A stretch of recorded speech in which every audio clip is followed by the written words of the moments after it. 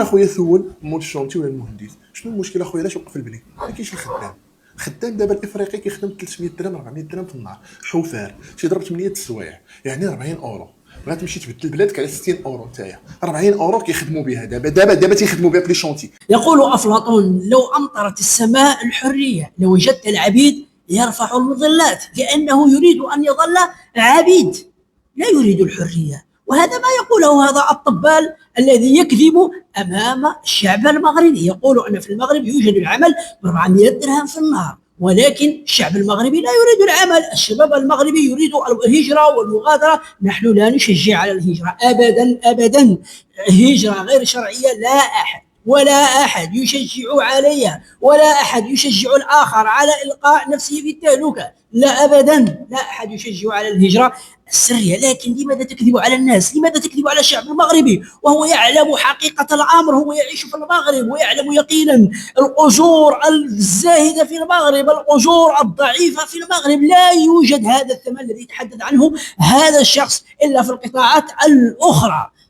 أما هذا الثمن الذي يتحدث عنه لا يوجد لا في البناء ولا في الكابلاج ولا في شركات الخياطة ولا في الفلاحة ولا في الصيد البحري، ولا يوجد هذا الثمن في كل القطاعات المغربية بالنسبة للشباب المغربي. هذا الثمن اختلقه هذا الطبال الذي يطبل لغيره، لأن العبيد يظل عبيد، يظل يطبل لأسياده، يظل يطبل لأسياده العبيد.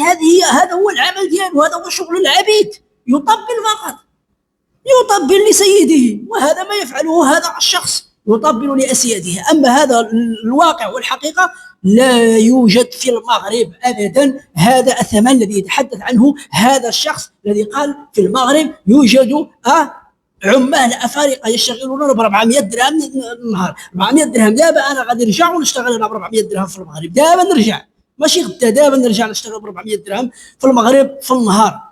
والشباب في المغرب جالسين البطاله وقال لك نعم سيدي يشتغلوا 400 درهم، ما كيبغوش يشتغلوا، كيجيو الفارقه كيشتغلوا ب 400 درهم. 400 درهم هذه هي زيدها على هذاك نعم سيدي الوزير اللي قال في التارودات كيشتغلوا غير صنار ب 400 درهم. نعم سيدي كيمشي بحال الضرب مرتاح، وهذا قال لك 400 درهم غير 8 ساعات.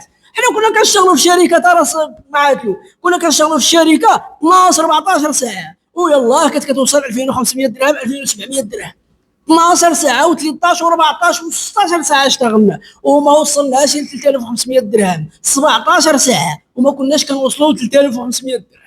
تجي انت دابا كتكذب مفروش 400 درهم في النهار. ما عرفت كيفاش انت داعيه وتكذب امام 40 مليون مغربي. انت داعيه وتكذب امام 40 مليون مغربي، لان هذا الثمن لا يوجد في المغرب مطلقا.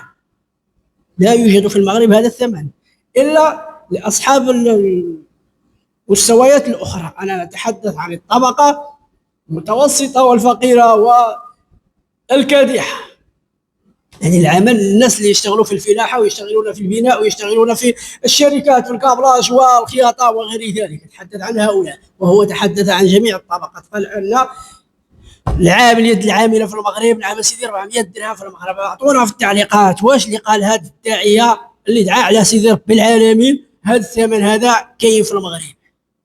انا الدعاة بحال هادو ما كنحملهم ما كنقبلهم بصفه نهائيه. الدعاة طباله اللي كيطبلوا لاسيادهم انا ما كنحملهم ما كنقبلهم. السلام عليكم.